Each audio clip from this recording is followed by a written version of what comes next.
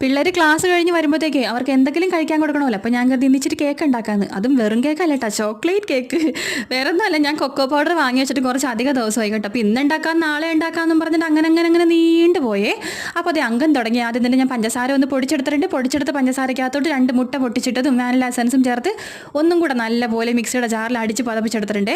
ആ മിക്സിൻ്റെ അകത്തോട്ട് ഒരു 1/4 കപ്പ് പാലും 1/4 കപ്പ് ഓയിലും കൂടെ ചേർത്ത് ഒന്നുകൂടെ മിക്സിയുടെ ജാറിൽ ഒന്ന് കറക്കിയെടുത്ത ശേഷം അത് ഞാൻ വേറൊരു പാത്രത്തിലോട്ട് പകർത്തിയ ശേഷം നമുക്കിനി മൈദ ചേർത്ത് കൊടുക്കട്ടെ. അപ്പോൾ ഞാനിവിടെ ഒരു ഗ്ലാസ് അളവിൽ മൈദ എടുത്തിട്ടുണ്ട്. അതിനകത്തുനിന്ന് ഒരു 3 ടേബിൾ സ്പൂണോളം മൈദ മാറ്റിയ ശേഷം പകരം കൊക്കോ പൗഡർ ചേർത്ത് കൊടുത്തിട്ടുണ്ട്. പിന്നെ ബേക്കിംഗ് സോഡയും ബേക്കിംഗ് പൗഡറൊക്കെ ചേർത്ത് മിക്സ് ചെയ്ത നല്ല മിക്സ് നമ്മുടെ കേക്ക് ടിന്നിൽ ബട്ടർ പേപ്പറൊക്കെ വെച്ചിട്ട് അതിലോട്ട് ഒഴിച്ചു കൊടുത്തിട്ടുണ്ട്. ഇനി നമുക്ക് ഒന്നും നോക്കണ്ട, വേഗം തന്നെ അടുപ്പത്ത് കയറ്റാം.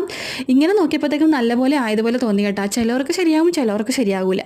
അപ്പോൾ എൻ്റെത് ശരിയായെന്ന് തോന്നുന്നു ഞാൻ വലിയ കാര്യത്തിലെടുത്തതാണേ. പക്ഷെ എന്ത് ചെയ്യാം, എല്ലാം വിധിയുടെ വിളയാട്ടം. അടിയിൽ കരിഞ്ഞുപോയി, വേവിച്ചിട്ട് കൂടിപ്പോയി. പക്ഷെ ഞാൻ എന്ത് ചെയ്ത് വിട്ടുകൊടുത്തില്ല. അത് 2 മുറിച്ച് മേളിലത്തത് മാത്രം ഞാൻ കഴിക്കാൻ വേണ്ടി എടുത്ത് ബാക്കി അവിടെ വെച്ചിട്ടുണ്ട് കേട്ടോ. ചേട്ടൻ വന്നതിന് മുമ്പ് ഇത് തട്ടാന്നാണ് ഞാൻ കരുതിയത്. പക്ഷേ ചേട്ടൻ സ്കൂൾ ട്രിപ്പ് കഴിഞ്ഞ് വരികയും ചെയ്തു. അപ്പോൾ ആദ്യം തന്നെ ഞാൻ കഴിച്ച് നോക്കാമെന്ന് കരുതി കേട്ടോ. കാരണം എന്തെങ്കിലും ഉണ്ടെങ്കിൽ എനിക്ക് പറ്റട്ടേന്നേ. അങ്ങനെ ഞാൻ ആദ്യം കഴിച്ചപ്പോൾ തരക്കേടില്ല. അത് കഴിഞ്ഞപ്പോഴത്തേക്ക് ആമിക്കുട്ടി ഓടി വന്നു കേട്ടോ. അങ്ങനെ പിന്നെ ആമിക്ക് ഒരു കഷ്ണം കൊടുത്തു, ആലുവിന് കൊടുത്തു, അപ്പന് കൊടുത്തു, ലാസ്റ്റ് ചേട്ടൻ വന്നപ്പോൾ ചേട്ടനും കൊടുത്തു. ചേട്ടന് സമാധാനമായി ബാക്കിയുള്ളത് ഞാൻ കുഴിച്ചും മൂടി. അപ്പോൾ അത്രയുള്ള ടാറ്റാ.